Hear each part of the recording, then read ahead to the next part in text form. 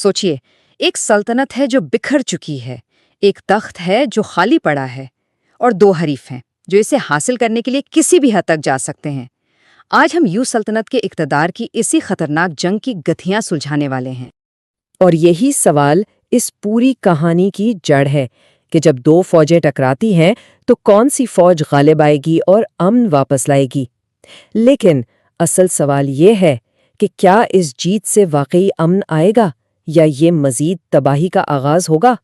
तो आइए देखते हैं कि इस कहानी में हम कहां से गुजरेंगे। सबसे पहले बात होगी उस बिखरी हुई सल्तनत की, फिर मिलेंगे उसके वारिसों और हरीफों से, देखेंगे कि कैसे धोखे का खेल खेला जाता है, और फिर एक ऐसा इत्तेहाद बनेगा जिसकी किसी को उम्मीद नहीं थी, और आखिर में देखेंगे कि इन सब का अगला निशाना क्या है। तो जनाब, कहानी का आगाज होता है एक बहुत बड़े बहरान से, एक ऐसी सल्तनत जो पूरी तरह बिखर चुकी है। सोचिए वो लम्हा जब एक ही झटके में सब कुछ ताश के पत्तों की तरह बिखर जाता है। जरा तसव्वुर करें, लॉन्गेविटी बैंक्वेट की एक शानदार तकरीब हो रही है, हर तरफ जश्न का समा है, और फिर अचानक गद्दार सुन जिंग शहंशाह का कत्ल कर देता है। बस फिर क्या था, अफरा तफरी मच जाती है। जिन मुहावजों पर हिफाजत की जिम्मेदारी थी वही बागी हो जाते हैं। दारुल हुकूमत में कत्लेआम शुरू हो जाता है। वलीअहद और शाही खानदान के ज्यादातर लोग मारे जाते हैं, और इस पूरी तबाही के बीच तख्त का जो इकलौता वारिस बचता है, यानी वलीअहद का 8 साला बेटा, वो लापता हो जाता है। अब सल्तनत का कोई वाली वारिस नहीं, इक्तिदार का एक बहुत बड़ा खला पैदा हो गया है, और इस खला को भरने के लिए हर कोई बेचैन है। और जब ऐसी तबाही होती है तो उसी राख से नए खिलाड़ी भी उभरते हैं। यहाँ भी दो नई ताकतें सामने आती हैं, दो फौजें, और बज़ाहिर इन दोनों का मकसद एक ही है, सल्तनत पर अपना कंट्रोल कायम करना। अच्छा, तो ये दो ताकतें कौन हैं? एक तरफ है वेस्ट पीसिफाइंग आर्मी, जिसकी क़यादत कर रहा है ली ने, 17वां शाही पोता। उसका मकसद है सल्तनत को दोबारा बहाल करना, भले ही वो ये जिम्मेदारी हिचकिचाते हुए उठा रहा हो। लेकिन एक बहुत बड़ा मसला है, इसकी फौज भूख से मर रही है। और दूसरी तरफ है कुई की फौज। उसका लीडर है कुई लिन, एक जनरल का बेटा, जिसके इरादे बहुत खतरनाक हैं। उसका मकसद सीधा सादा है, तख्त पर कब्जा करना, किसी भी कीमत पर। तो ये मुकाबला है फर्ज और लालच के दरमियान। तो अब ये जंग कैसे शुरू होती है? क्या किसी शहर पर हमले से? नहीं, पहली लड़ाई किसी किले या शहर पर कब्जे की नहीं, बल्कि सिर्फ जिंदा रहने की है। और इस जंग में जिंदा रहने के लिए सबसे जरूरी चीज क्या है? अनाज। और इसी अनाज की दौड़ में कहानी का एक अहम किरदार सामने आता है, जिसका नाम है पीसी। अब ये कोई जर्नैल या सिपाही नहीं है, बल्कि ये तो एक अनाज का ताजिर है, और ये गद्दार सुन जिंग के लिए खुराक का एक बहुत बड़ा जखीरा लेकर जा रहा है। अब सोचिए, जो भी उसे पकड़ लेगा उसके हाथ क्या लगेगा? न सिर्फ अपनी फौज के लिए खाना, बल्कि अपने दुश्मन को भूखा मारने का मौका भी। तो पीसी सिर्फ एक आदमी नहीं रहा, वो एक चलता फिरता खजाना बन गया है। तो अब दोनों फौजें उसे पकड़ने के लिए ड्यू पैविलियन में एक जाल बिछाती हैं।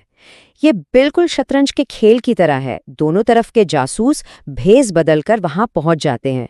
ली नी की टीम हंगामा खड़ा करने के लिए एक लड़ाई शुरू कर देती है, ताकि इस शोर में पीसी को अलग किया जा सके। दोनों का प्लान यही है कि उसे किसी निजी कमरे में ले जाकर काबू किया जाए। लेकिन यहाँ कमांडेंट हो की क़यादत में कोई की फौज ज्यादा चालाक निकलती है और लीनी की फौज को मात दे देती है। मगर ठहरिए, खेल अभी खत्म नहीं हुआ। नतीजा बड़ा दिलचस्प निकलता है। कोई की फौज के हाथ अनाज का टोकन तो लग जाता है, लेकिन लीनी की फौज खुद ताजिर यानी पीसी को ही उठा लेती है। अब सूरत हाल ये है कि चाबी एक के पास है और ताला दूसरे के पास। किसी को भी पूरी जीत नहीं मिलती, और यहाँ से इनकी दुश्मनी एक नए और कहीं ज्यादा पेचीदा मरहले में दाखिल हो जाती है। कहते हैं ना कि दो की लड़ाई में तीसरे का फायदा होता है। बस यहाँ भी बिल्कुल वही हुआ। उनकी आपस की दुश्मनी का शोर इतना बढ़ा कि वो उनके मुश्तरका दुश्मन गोशी तक पहुंच गया। अब ये गोशी कौन है? ये गद्दार सुन जिन का मातहत है, और वो इन दोनों के लिए एक खतरनाक जाल तैयार करता है। इसका प्लान है कि दोनों फौजों के नुमाइंदों को इकट्ठा करके जहर देकर मार दिया जाए, और फिर लीनिया और कमांडेंट हो खुद को एक जलते हुए कैंप में फंसा हुआ पाते हैं। اب دشمنی گئی ایک طرف، پہلے جان بچانی ہے، اور بس زندہ رہنے کی یہی جدوجہد انہیں ایک دوسرے کا اتحادی بنا دیتی ہے، کم از کم وقتی طور پر۔ لیکن یہ کوئی دوستی والا اتحاد نہیں ہے، یہ صرف مجبوری کا سودا ہے۔ ان کے بیچ نوک جھوک اور طنز چلتا رہتا ہے، جیسے کمانڈنٹ ہو لینی پر طنز کرتی ہے اور کہتی ہے، کیوں مجھ سے ملنے آئے ہو؟ کیا پچھلی بار کنویں میں نہانے کا تجربہ بہت اچھا لگا تھا؟ یعنی سیدھا سیدھا اس کی پچھلی ناکامی پر چوٹ کر رہی ہے۔ لینے بھی کوئی کم نہیں ہے، وہ فوراً جواب دیتا ہے، تم نے میری چیز لی تو میں نے اپنی طاقت سے اسے واپس لے لیا، اب اگر تم میں طاقت ہے تو تم بھی وہ چیز واپس لے لو جو میں نے تم سے لی ہے۔ اس سے صاف پتہ چلتا ہے کہ بھلے ہی یہ ساتھ ہیں لیکن دونوں ایک دوسرے کو نیچا دکھانے کا کوئی موقع ہاتھ سے جانے نہیں دیتے۔ اور یہاں سے ان کے فرار کا ایک ایسا سلسلہ شروع ہوتا ہے جو کبھی کبھی تو مزاحیہ بھی لگتا ہے۔ جب ڈاکو انہیں گھیر لیتے ہیں تو انہیں بھاگے ہوئے پریمی جوڑے کا ناٹک کرنا پڑتا ہے۔ جب فوجی ان کا پیچھا کرتے ہیں تو یہ دونوں ایک شکاری کے گھر کے تہخانے میں چھپ جاتے ہیں، اور تو اور ایک جگہ سے دوسری جگہ جانے کے لیے انہیں حاملہ جوڑے کا بھیس بھی بدلنا پڑتا ہے۔ مطلب ہر مصیبت سے یہ مل کر تو نکل رہے ہیں لیکن اعتماد وہ ابھی بھی کہیں دور ہے۔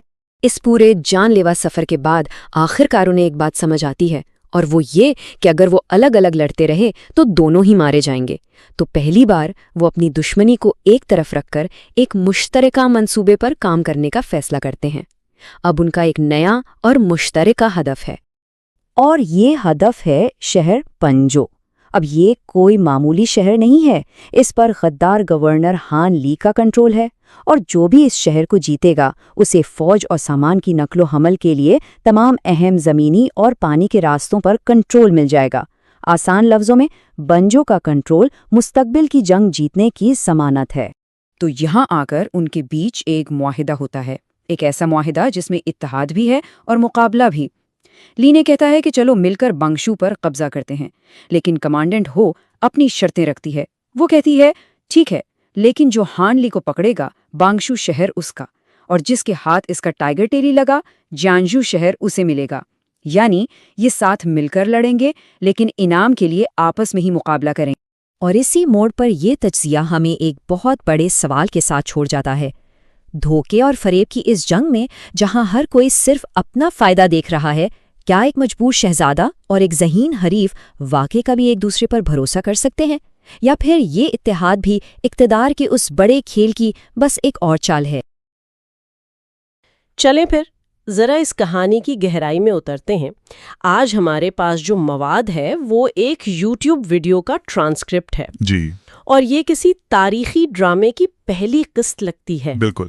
اور یہ کوئی عام کہانی نہیں ہے، مطلب ایک سلطنت ہے جو بکھر رہی ہے، بادشاہ مارا جا چکا ہے، ہر طرف افراتفری ہے۔ یہ ایک کلاسک پاور ویکیوم کی صورتحال ہے جسے ہم کہتے ہیں اقتدار کا خلا۔ اچھا، جب تخت خالی ہو تو ہر کوئی اسے حاصل کرنے کی دوڑ میں لگ جاتا ہے۔ صحیح۔ تو اس کہانی کا مرکزی نقطہ یہی ہے، ایک عظیم سلطنت کا زوال اور پھر اس کی راکھ سے ابھرنے والے نئے کھلاڑی۔ تو آج ہم اسی شطرنج کی بساط کو سمجھنے کی کوشش کریں گے کہ کون سا مہرہ کس کے لیے کھیل رہا ہے، اور اس افراتفری کے پیچھے اصل طاقت کا کھیل کیا ہے۔ ٹھیک ہے، تو آئیے دیکھتے ہیں کہ اس سیاسی طوفان میں کون کون سے کردار ابھر کر سامنے آتے ہیں۔ جی، کہانی ہمیں سیدھا لاولان پاس لے جاتی ہے، جہاں ہماری ملاقات مغرب کو پرسکون کرنے والی فوج کے ایک نوجوان کمانڈر لی نی سے ہوتی ہے۔ اور یہ مغرب کو پرسکون کرنے والی فوج نام بہت اہم ہے۔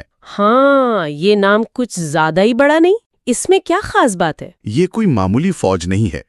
مغربی سرحدوں پر تعینات ہونے کی وجہ سے یہ سلطنت کی سب سے تجربہ کار اور جنگجو فوج مانی جاتی ہے۔ اچھا، اس نے سالوں تک بیرونی حملہ آوروں کا مقابلہ کیا ہے۔ تو اس کا کمانڈر ہونا خاص طور پر اتنی کم عمری میں لی نی کو ایک بہت خطرناک کھلاڑی بنا دیتا ہے۔ بالکل، وہ صرف ایک شہزادہ نہیں، ایک آزمودہ جنگجو ہے۔ اچھا، تو وہ صرف نام کا کمانڈر نہیں ہے؟ کہانی شروع ہی ایک دھماکے سے ہوتی ہے۔ جی، ایک بہت بڑی خبر سے۔ جنرل پیشیان لی نی کو بتاتے ہیں کہ دارالحکومت میں قیامت برپا ہو گئی ہے، شہنشاہ اور ولی عہد دونوں کو قتل کر دیا گیا۔ دونوں کو؟ ایک غدار سن جنگ نے، اور شاہی خاندان کا تقریباً صفایا ہو چکا ہے۔ اوہ، یہیں سے شطرنج کی بساط سجتی ہے۔ اس بحران سے 3 بڑی طاقتیں ابھرتی ہیں۔ کون کون؟ پہلا تو خود لینی ہے، 17वां शाही पोता। ठीक है। इसका मकसद सिर्फ तख्त हासिल करना नहीं बल्कि अपने यरगमाल वालिद को बचाना और यू सल्तनत की कानूनी हुक्मरानी को बहाल करना है। तो वो एक तरह से निजाम को बचाने वाला है। जी। और दूसरे दो कौन हैं? क्योंकि जाहिर है इख्तदार की जंग में कभी एक खिलाड़ी नहीं होता। दूसरी ताकत चुई लिन है, पंगलियांग के जनरल का बेटा। वो भी अपनी फौज लेकर दारुल हुकूमत की तरफ बढ़ रहा है। दावा तो यही कर रहा है कि वो तख्त को बचाने आया है, लेकिन इसके इरादे शुरू से ही मशकूक लगते हैं। वो भी एक दावेदार है, लेकिन उसका रास्ता शायद सीधा नहीं। तो बुनियादी तौर पर हमारे पास 3 किस्म के लोग हैं। एक जो सल्तनत बचाना चाहता है, दूसरा जो शायद उसे अपने लिए चाहता है, और तीसरा खुला गद्दार है। सही। तीसरा और सबसे वाज़ेह खिलाड़ी सुन जिंग है, वो गद्दार जिसने ये सारा बहरान पैदा किया और अब दारुल हुकूमत पर काबिज है। तो अब ली निये और चुइलिन दोनों की फौजें दारुल हुकूमत की तरफ बढ़ रही हैं। लेकिन यहाँ एक मसला है। एक बहुत बड़ा मसला। एक फौज अपने पेट पर चलती है और इन दोनों के पास राशन खत्म हो रहा है। यहाँ से असल दिलचस्प खेल शुरू होता है। अब जंग तलवारों से नहीं लड़ी जाएगी। नहीं, अब जंग जहानत और वसाइल से लड़ी जाएगी। और उनकी बका का इन्हिसार एक गल्ला फरोश पीसी को पकड़ने पर है। बिल्कुल। अचानक एक मामूली ताजिर पूरी सल्तनत का सबसे अहम शख्स बन जाता है। यही तो जंग की हकीकत है। जी, आपके पास दुनिया की बेहतरीन फौज हो, लेकिन अगर आप उसे खाना नहीं खिला सकते तो वो बेकार है। इसीलिए दोनों फौजें पीसी को पकड़ने के लिए ड्यू पवेलियन नामी जगह पर इकट्ठी होती हैं। ये कोई सराय जैसी जगह है? जी, एक सराय या तफरीगाह जैसी जगह, लेकिन अब ये एक जंगी मैदान बन चुकी है। और यहीं हमारी मुलाकात यूए नामी एक मूसीकार से होती है, जो बज़ाहिर एक आम सी फनकारा है। बज़ाहिर। लेकिन इस कहानी में कुछ भी आम नहीं लगता। तो ड्यू पवेलियन में क्या होता है? क्या वो आमने सामने लड़ते हैं? नहीं, लड़ाई से ज्यादा चालें चली जाती हैं। ये जहानत की जंग है। अच्छा। दोनों फरीक एक दूसरे को नीचा दिखाने के लिए जाल बिछा रहे हैं। लीने एक जाल बिछाता है तो चुई की फौज दूसरा। और इस सारी कश्मकश के बीच में वो मूसीकार यूए खामोशी से सब कुछ देख रही है। जी बिल्कुल। और फिर आता है कहानी का सबसे बड़ा मोड़। 1 मिनट। तो वो मूसीकार जो इतनी नाजुक और कमजोर लग रही थी, जी, वो दरअसल चुई की फौज की एक आला फौजी ऑफिसर है, कमांडेंट। हो बिल्कुल, और मर्द के भेस में। ये तो कहानी का सबसे बड़ा झटका है। इसका मतलब है कि ली ने और वो शुरू से ही एक दूसरे को धोखा दे रहे थे, बगैर ये जाने कि उनका असल हरीफ कौन है। कमाल है। ये इंकशाफ कहानी की पूरी सिमत बदल देता है। ये हमें बताता है कि इस खेल में कोई भी वो नहीं जो नजर आता है। हर चेहरे के पीछे एक नकाब है। और कमांडेंट हो का किरदार खास तौर पर दिलचस्प है, क्योंकि वो एक औरत है जो मर्दों की दुनिया में न सिर्फ जिंदा है बल्कि एक आला ओहदे पर फाइज है। ये इसकी गैर मामूली जहानत को जाहिर करता है। जी, और उसकी काबिलियत को भी। तो अब जब दोनों हरीफों ने एक दूसरे को पहचान लिया है तो दुश्मनी खुलकर सामने आ गई होगी। अब आगे क्या होता है? रसद का मामला किसी न किसी तरह हल होता है, लेकिन अब जंग एक नए मैदान में दाखिल होती है। कहानी हमें वांग प्रीफेक्चर ले जाती है। अच्छा। जिसका चीफ गोजी गद्दार सन जिंग का वफादार है। अब लीनी और कमांडेंट हो दोनों का मकसद एक ही है, गोशी को अपने साथ मिलाना या उसे रास्ते से हटाना। बिल्कुल। तो अब इनकी दुश्मनी एक दूसरे के खिलाफ बराह रास्त हो गई है। और ट्रांसक्रिप्ट में एक घोड़ों की दौड़ का जिक्र है। ये कोई आम दौड़ तो नहीं होगी, है ना? हरगिज नहीं। ये घोड़ों की दौड़ दरअसल ताकत, हैसियत और क्या कहते हैं, जहानत का मुजाहरा है। एक दूसरे पर नफसियाती बढ़तरी हासिल करने का तरीका। जी, हर कोई दूसरे को नीचा दिखाने के लिए हर हरबा इस्तेमाल कर रहा है। लेकिन इस दौड़ के दौरान एक बहुत ही अजीब लम्हा आता है। क्या होता है? कमांडेंट हो खतरे में पड़ जाती है और लीनी का सबसे करीबी साथी पे युआन उसे बचाता है। ये बहुत दिलचस्प है। वो एक दूसरे को खत्म करने की कोशिश कर रहे हैं, लेकिन फिर भी एक दूसरे को बचा भी रहे। यही हमें सियासी हकीकत पसंदी नजर आती है। जाती दुश्मनियां उस वक्त पीछे चली जाती हैं जब बका का मसला हो। तो इनका फौरी दुश्मन गोजी है। जी, और इस मुश्तरका दुश्मन के खिलाफ उन्हें एक दूसरे की जरूरत पड़ सकती है।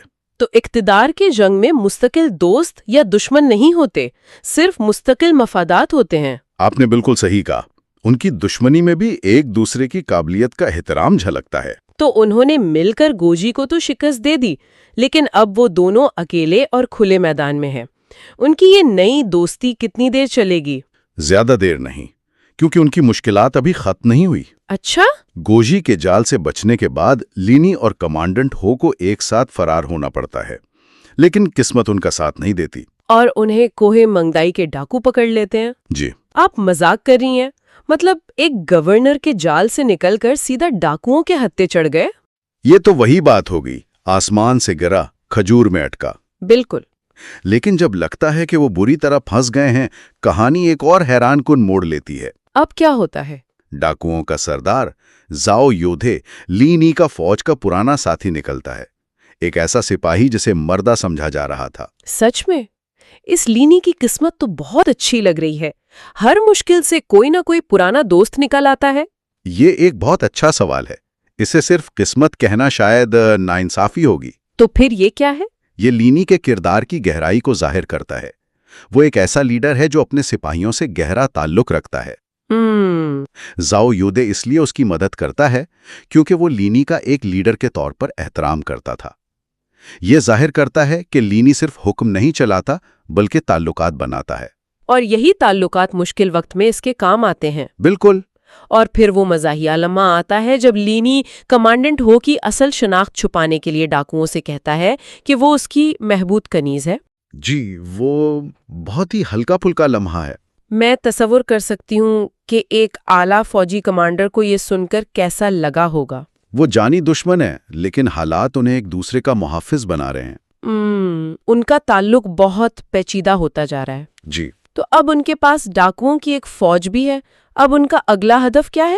اب جنگ کا مرکز دو بہت اہم شہر بن جاتے ہیں، بنگجو اور جیانجو۔ اچھا۔ یہ اسٹریٹجک لحاظ سے بہت اہم ہے کیونکہ یہ دارالحکومت کے راستے میں پڑتے ہیں۔ ان پر ایک بہت ہی چالاک گورنر ہان لی کی حکومت ہے۔ اور ان شہروں پر کنٹرول حاصل کرنے کے لیے ٹائیگر ٹیلی کا حصول ضروری ہے۔ یہ ٹائیگر ٹیلی کیا چیز ہے؟ ٹائیگر ٹیلی فوج کو کنٹرول کرنے کی سرکاری مہر ہے۔ یہ شیر کی شکل کی ایک دھاتی مہر ہوتی ہے جس کے دو حصے ہوتے ہیں، ایک حصہ شہنشاہ کے پاس اور دوسرا جنرل کے پاس۔ جب دونوں حصوں کو ملایا جاتا ہے تبھی فوج حرکت میں آ سکتی ہے۔ تو یہ اقتدار کی حتمی چابی ہے۔ بالکل، جس کے پاس یہ ٹیلی ہوگی فوج اسی کا حکم مانے گی۔ تو اب لینی اور کمانڈنٹ ہو دونوں کو یہ ٹیلی چاہیے، تو کیا وہ پھر سے ایک دوسرے کے خلاف لڑیں گے؟ یہاں آ کر وہ ایک بار پھر غیر سرکاری طور پر ٹیم بناتے ہیں۔ اچھا۔ وہ سمجھتے ہیں کہ اکیلے وہ ہان لی جیسے چالاک آدمی کو شکست نہیں دے سکتے۔ وہ مل کر ایک بہت ہی خطرناک اور ذہین منصوبہ بناتے ہیں۔ اور وہ منصوبہ کیا ہے؟ وہ ہان لی کے نوزائیدہ پوتے کو بیمار کرنے کی سازش کرتے ہیں۔ ایک منٹ، کیا کہا؟ وہ ایک نوزائیدہ بچے کو بیمار کریں گے؟ یہ تو بہت ہی بے رحمانہ چال ہے۔ تو صحیح، یہ بتاتا ہے کہ جنگ میں اخلاقیات کی لکیریں کتنی دھندلی ہو جاتی ہیں۔ لیکن ایک بچے کو استعمال کرنا، ان کا مقصد بچے کو مستقل نقصان پہنچانا نہیں بلکہ اسے عارضی طور پر بیمار کرنا ہے تاکہ لینی ایک مشہور ڈاکٹر کا بھیس بدل کر ہان لی کے محل میں داخل ہو سکے۔ یہ ایک بہت بڑا جوا ہے۔ جی، لیکن یہ ظاہر کرتا ہے کہ وہ اپنے مقصد کے لیے کس حد تک جانے کو تیار ہیں۔ تو لینی ڈاکٹر بن کر محل میں داخل ہو جاتا ہے۔ اندر کیا ہوتا ہے؟ محل کے اندر شطرنج کا ایک پیچیدہ کھیل کھیلا جاتا ہے۔ لینی خود کو چوئی کی فوج کے نمائندے کے طور پر پیش کرتا ہے۔ مطلب وہ ایک ہی وقت میں کئی کردار نبھا رہا ہے۔ بالکل۔ اب ایک ہی کمرے میں ہان لی، غدار سنجھنگ کا ایلچی اور لینی موجود ہے، اور وہ ان سب کو ایک دوسرے کے خلاف استعمال کرتا ہے۔ یہ تو ذہنی اور نفسیاتی جنگ کا ایک بہترین مظاہرہ ہے۔ جی، وہ ہان لی کے خوف اور لالچ کو استعمال کرتا ہے۔ اس ساری چالاکی کا مقصد صرف ایک ہے، ٹائیگر ٹیلی حاصل کرنا، تاکہ بنگجو اور جیانجو پر کنٹرول کیا جا سکے، جو دارالحکومت کی طرف پیش قدمی کے لیے فیصلہ کن ثابت ہوں گے۔ تو اس سب کا کیا مطلب ہے؟ ہم نے ایک بکھرتی ہوئی سلطنت، غداریاں، بھیس بدلنا اور عارضی اتحاد دیکھے۔ اس کہانی سے ہمیں کیا سبق ملتا ہے؟ میرے خیال میں سب سے بڑا سبق یہ ہے کہ جب قائم نظام ٹوٹتا ہے تو اقتدار صرف طاقت سے حاصل نہیں ہوتا، بلکہ ذہانت سے۔ ذہانت، دھوکہ دہی اور حالات کو اپنے حق میں موڑنے کی صلاحیت سے حاصل ہوتا ہے۔ لینی اور کمانڈنٹ ہو جسمانی طور پر سب سے طاقتور نہیں ہیں، لیکن وہ سب سے زیادہ ذہین اور لچکدار ہیں۔ اور اگر ہم اسے ایک بڑے تناظر میں دیکھیں تو یہ جائز حکمرانی اور طاقت کے ذریعے حاصل کی گئی حکمرانی کے درمیان فرق کو بھی واضح کرتی ہے نا؟ بالکل، لینی قانونی وارث کو تخت پر بٹھانے کی کوشش کر رہا ہے، کم از کم وہ یہی دعویٰ کرتا ہے، جبکہ سن جنگ نے طاقت کے زور پر تخت چھینا ہے۔ اور چوئلن ان دونوں کے درمیان کہیں ہیں۔ ہر کردار کا انصاف اور حکمرانی کا اپنا تصور ہے۔ اور یہ سوال پیدا ہوتا ہے کہ کیا ایک نیک مقصد کے لیے غلط ذرائع کا استعمال جائز ہے؟ جی، لینی سلطنت کو بچانا چاہتا ہے، لیکن اس کے لیے وہ دھوکہ دہی، سازش اور یہاں تک کہ ایک بچے کو بھی استعمال کرتا ہے۔ ٹرانسکرپٹ کا اختتام لینی کی طرف سے ہان لی کے ایک آدمی کے سامنے اپنی اصلی شناخت ظاہر کرنے پر ہوتا ہے۔ یہ سامعین کے لیے سوچنے کا ایک بہت گہرا نقطہ چھوڑ جاتا ہے۔ جب آپ ایک عظیم مقصد کے لیے لڑ رہے ہوں تو آپ کتنے جھوٹ بول سکتے ہیں اور کتنے نقاب پہن سکتے ہیں، اس سے پہلے کہ آپ خود ان لوگوں کی طرح بن جائیں جن کے خلاف آپ لڑ رہے ہیں۔ وہ کون سا موڑ ہے جہاں ذرائع خود مقصد کو داغدار کر دیتے ہیں؟ ڈیبیٹ میں خوش آمدید۔ آج ہم ایک ایسی سلطنت کی بات کر رہے ہیں جو خانہ جنگی کی آگ میں جل رہی ہے۔ اس راکھ سے دو فوجیں اٹھی ہیں اور دونوں کا دعویٰ ہے کہ وہی تخت کی وارث اور محافظ ہیں۔ ایک طرف مغرب کو پرسکون کرنے والی فوج ہے جس کی قیادت شاہی خاندان کے گمشدہ فرد لینی کر رہے ہیں۔ دوسری طرف کوئی کی فوج ہے جو ایک طاقتور جنرل کے بیٹے کے ماتحت ہے۔ بالکل۔ تو آج کا ہمارا مرکزی سوال یہی ہے کہ اس افراتفری کے عالم میں یو سلطنت کو دوبارہ کھڑا کرنے کے لیے کون سا فوجی نظریہ زیادہ کارآمد ہے؟ کیا یہ لینی کی چالاکی، فریب اور غیر روایتی جنگ ہے، یا پھر کوئی کی فوج کا روایتی طاقت، وسائل اور منظم پیش قدمی پر انحصار؟ میں سمجھتا ہوں کہ لینی کا طریقہ جو محدود وسائل سے بڑے نتائج نکالتا ہے، اس صورتحال میں کامیابی کا شاید واحد راستہ ہے۔ اور دیکھیں، میں اس کے بالکل برعکس یہ کہوں گی کہ جنگیں چالاکی سے شروع تو ہو سکتی ہیں، لیکن جیتی صرف طاقت اور استحکام سے جاتی ہیں۔ کوئی کی فوج جس میتھوڈیکل طریقے سے اپنی بنیاد مضبوط کر رہی ہے، وہی طویل مدتی کامیابی اور سلطنت کی بحالی کی اصل ضمانت ہے۔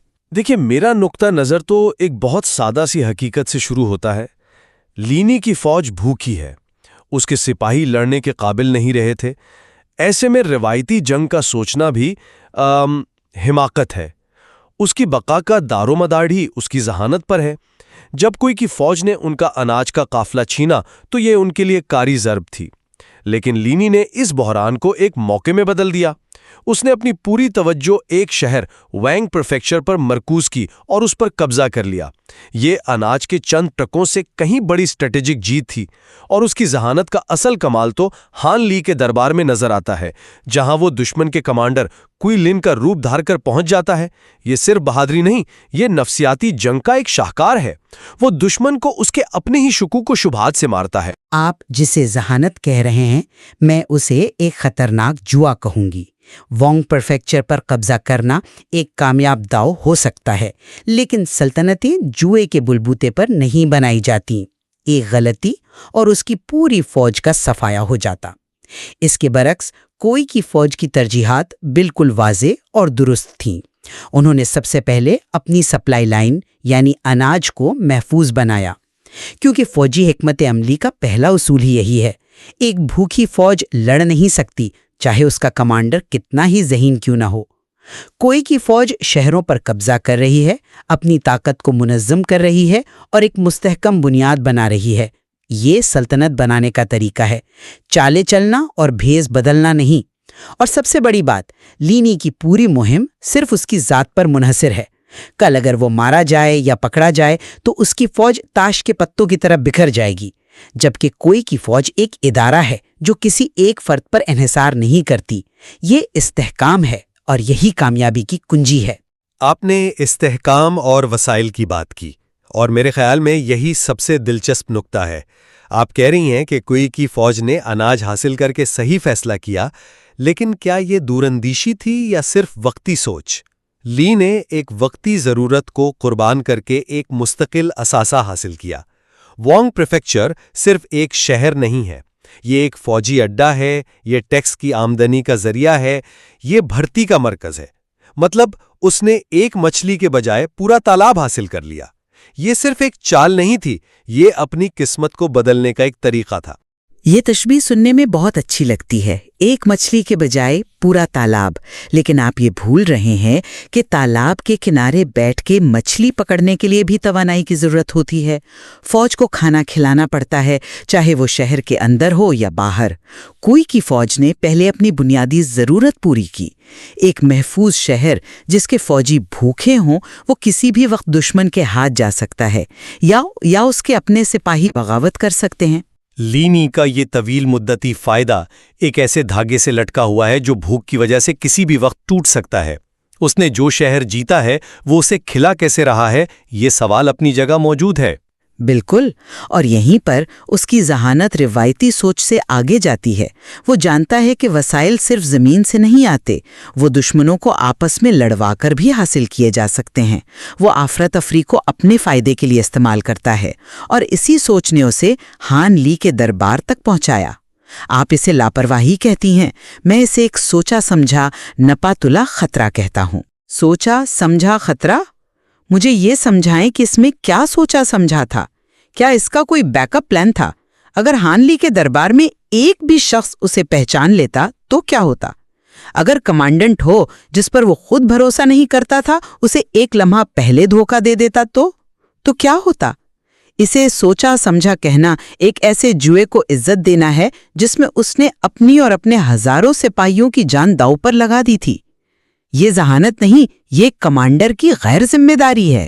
آپ اسے ایک فوجی کی نظر سے دیکھ رہی ہیں، میں کہتا ہوں کہ اسے ایک شاطر کی نظر سے دیکھیں۔ اس نے ہان لی کی نفسیات کو پڑھ لیا تھا۔ وہ جانتا تھا کہ ہان لی ایک لالچی اور شکی جنگجو سردار ہے۔ ہان لی کی سب سے بڑی کمزوری یہ تھی کہ وہ کبھی یقین نہیں کر سکتا تھا کہ اس کے دو دشمن لینی اور کوئی کی فوج آپس میں تعاون کریں گے۔ لینی نے صرف اس کی اسی کمزوری کا فائدہ اٹھایا۔ اس نے جھوٹ نہیں بولا، اس نے ہان لی کو وہ جھوٹ بیچا جو ہان لی پہلے سے خریدنا چاہتا تھا۔ یہ ظاہر کرتا ہے کہ وہ صرف ایک جنگجو نہیں بلکہ انسانی فطرت کا گہرا نباز بھی ہے۔ یہ صلاحیت روایتی فوجوں کے پاس نہیں ہوتی ہو سکتی۔ یہ کوئی پائیدار ماڈل نہیں ہے۔ کوئی کی فوج کی کمانڈر میدان جنگ میں اپنی فوج کی قیادت کرتے ہیں، وہ دشمن کے دربار میں ڈرامے کرنے نہیں جاتے۔ ان کا انحصار فوج کی اجتماعی طاقت، نظم و ضبط اور تربیت پر ہے، نہ کہ کسی ایک شخص کی ذاتی کرشماتی صلاحیتوں پر۔ آج اس کی اداکاری کامیاب ہو گئی، کل ناکام بھی ہو سکتی ہے۔ تب کیا ہوگا؟ کیا اس کی پوری تحریک ختم ہو جائے گی؟ لیکن خانہ جنگی کا ماحول ہی ایسا ہوتا ہے۔ یہ روایتی جنگ نہیں ہے جہاں دو فوجیں آمنے سامنے کھڑی ہوں۔ یہاں اتحاد بنتے اور ٹوٹتے ہیں، دوست دشمن بنتے ہیں اور دشمن دوست۔ لینی اس ماحول میں زندہ رہنا جانتا ہے۔ دیکھیں اس نے کمانڈنٹ ہو کے ساتھ کیا کیا۔ دونوں ایک دوسرے کے خون کے پیاسے تھے، لیکن گوجی کے کیمپ سے فرار ہونے کے لیے اس نے اسی دشمن کو ایک عارضی اتحادی بنا لیا۔ یہ لچک اور موقع سے فائدہ اٹھانے کی بہترین مثال ہے۔ آپ اسے لچک کہہ رہے ہیں، میں اسے ناقابل اعتبار سمجھوتا کہوں گی۔ کیا وہ واقعی کوئی اتحاد تھا؟ کمانڈنٹ ہو اور لی ہر لمحے ایک دوسرے کو دھوکہ دینے کی کوشش کر رہے تھے۔ یہ رشتہ اعتماد پر نہیں، مجبوری پر قائم تھا، اور ایسی مجبوریاں زیادہ دیر نہیں چلتی۔ یہ کوئی پائیدار بنیاد نہیں ہے جس پر آپ سلطنت کی بحالی کا خواب دیکھ سکیں۔ اور اس کے ڈاکوؤں والے اتحاد کی بات کر لیں۔ ہاں، یہ ایک اور بہترین مثال ہے۔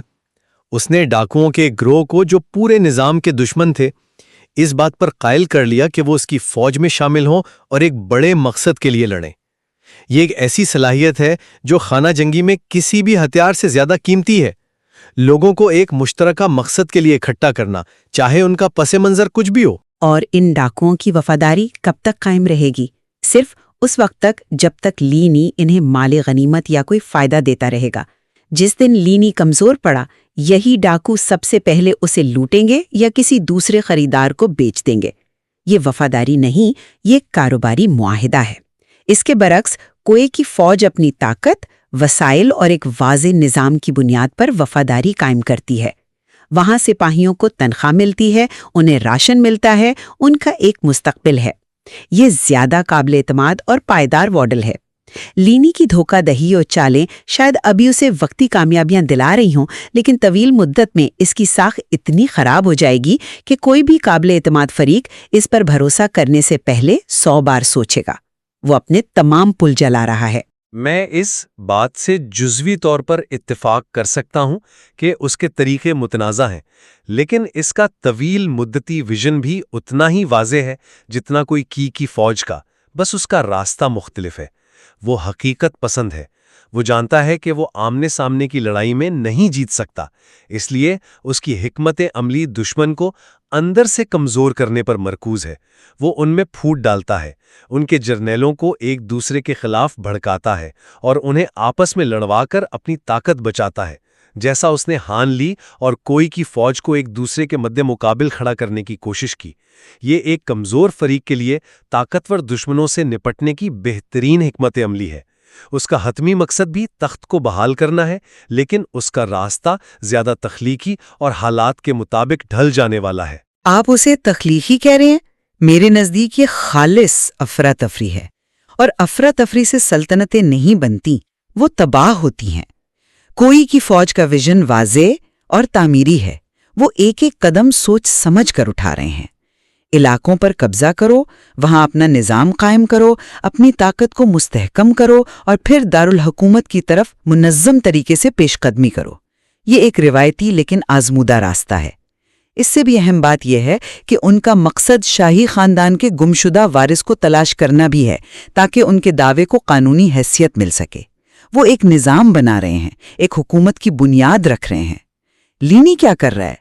وہ صرف افراتفری پیدا کر رہا ہے اور امید کر رہا ہے کہ اس افراتفری سے وہ کوئی فائدہ اٹھا لے گا۔ سلطنتیں نظم و ضبط سے بحال ہوتی ہیں، انتشار سے نہیں۔ لیکن جب پورا ملک ہی انتشار کا شکار ہو تو نظم و ضبط کی بات کرنا بے معنی ہو جاتا ہے۔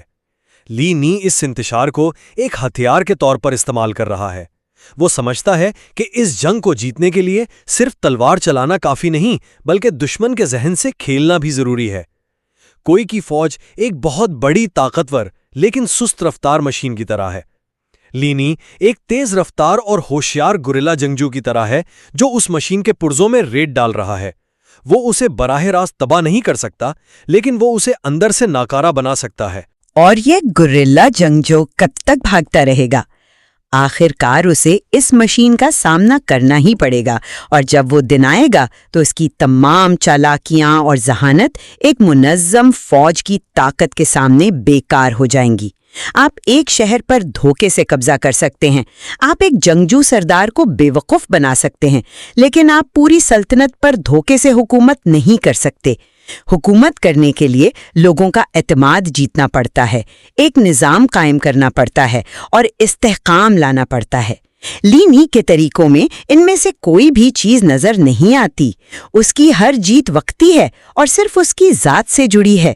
کل اگر وہ نہ رہا تو سب کچھ ختم۔ سلطنتیں کسی ایک شخص کے دم پر بحال نہیں ہوتی، اس کے لیے ایک پورا ادارہ اور نظام چاہیے ہوتا ہے۔ آخر میں میرا موقف یہی ہے کہ لینی کی غیر روایتی حکمت عملی مانتا ہوں کہ خطرناک ہے، لیکن ایک کمزور اور وسائل سے محروم فوج کے لیے خانہ جنگی کی پیچیدگیوں سے نپٹنے کا یہی واحد حقیقت پسندانہ طریقہ ہے۔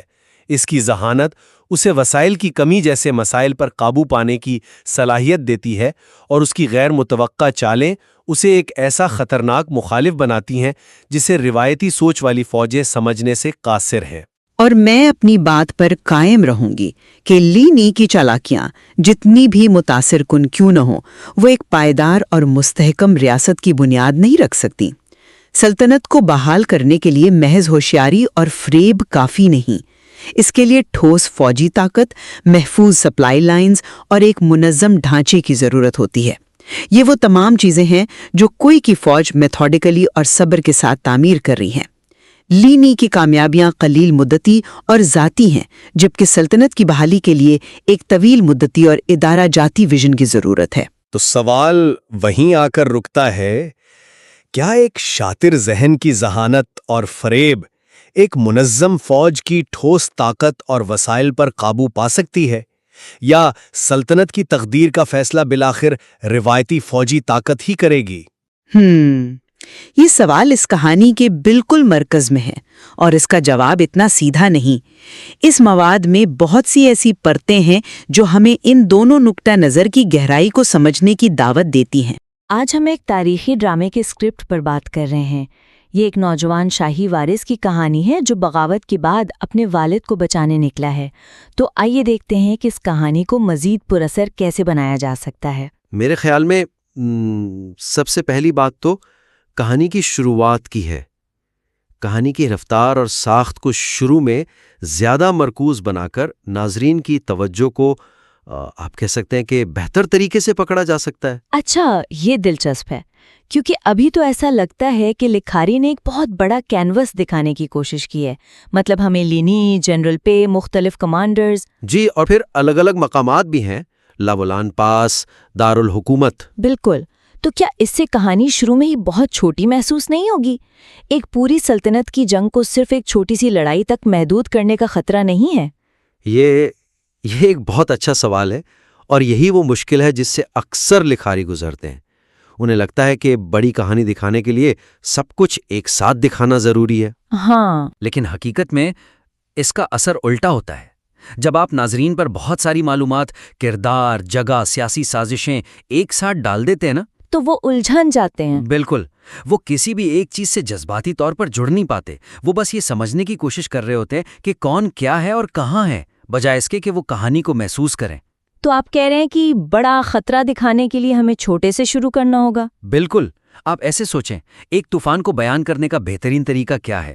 آپ ہوا کی رفتار کے اعداد و شمار بتا سکتی ہیں، یا آپ ایک خاندان کو دکھا سکتی ہیں جو خوفزدہ رو کر اپنی کھڑکیوں پر تختے لگا رہا ہے۔ دوسرا منظر زیادہ اثر انگیز ہوگا۔ جی، اسی طرح سلطنت کے ٹوٹنے کے بڑے بحران کو دکھانے کے لیے ہمیں اسے کردار کی آنکھوں سے دیکھنا ہوگا جس کی کوئی فوری ذاتی مشکل ہو، اور اس کہانی میں وہ کردار لی ہے، اور اس کی مشکل ہے بھوک، راشن کی کمی۔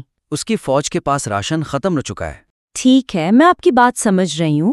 تو ہم کہانی کا آغاز سیدھا اس ایک نقطے پر مرکوز کر دیں، لینی کی فوج کو زندہ رہنے کے لیے راشن چاہیے۔ جی ہاں، اس سے ناظرین کو فوری طور پر ایک واضح مقصد اور ایک ہیرو مل جاتا ہے جس کی وہ حمایت کر سکتے ہیں۔ اچھا، تصور کریں، پہلا منظر ہی یہ ہو کہ لینی اور اس کے آدمی 10ویں آرمی کے راشن پر حملہ کرنے کا منصوبہ بنا رہے ہیں۔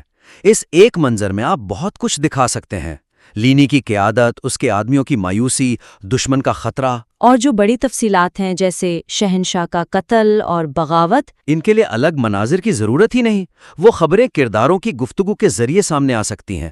شاید لینی کے سپاہی آپس میں افواہوں کے بات کر رہے ہوں، یا پھر 10ویں آرمی کا کوئی قیدی پوچھ گچھ کے دوران یہ معلومات اگل دے۔ بالکل، اس طرح معلومات ناظرین پر تھوپی بھی نہیں لگیں گی، بلکہ انہیں کہانی کے ساتھ ساتھ دریافت کرنے کا موقع ملے گا۔ اس سے ایک راز اور تجسس کا عنصر بھی پیدا ہوگا، ہے نا؟ ہم شروع میں صرف اتنا جانیں گے جتنا لینی جانتا ہے۔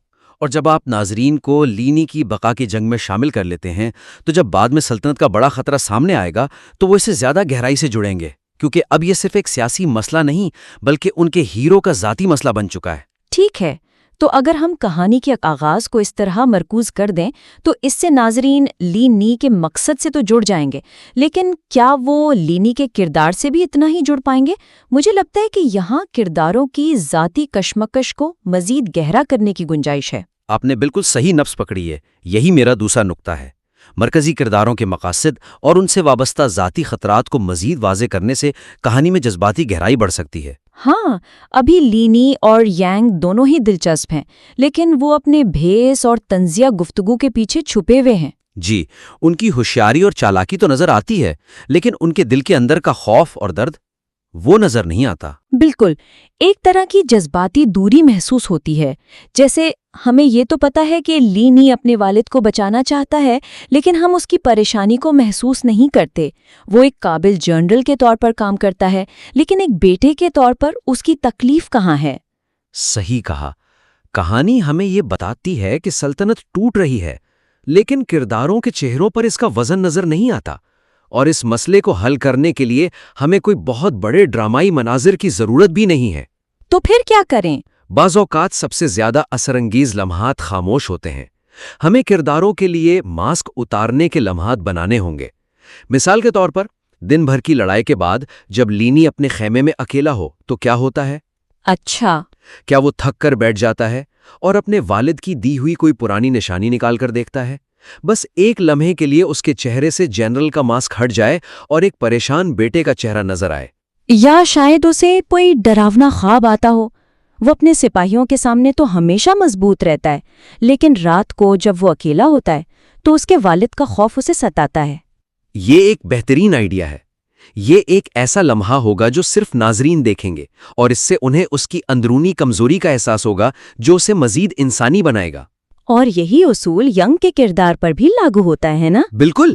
کہانی میں بہت بعد میں جا کر ہمیں پتہ چلتا ہے کہ اس کی ماں کو فوجیوں نے مار دیا تھا، اور یہی اس کے کردار کی اصل وجہ ہے۔ یہ ایک بہت طاقتور پس منظر ہے، لیکن اسے اتنی دیر سے ظاہر کرنے سے اس کا اثر کم ہو جاتا ہے۔ تو ہمیں شروع میں ہی اس کا اشارہ دینا چاہیے، مطلب پوری کہانی نہ بتائیں لیکن ایک جھلک دکھا دیں۔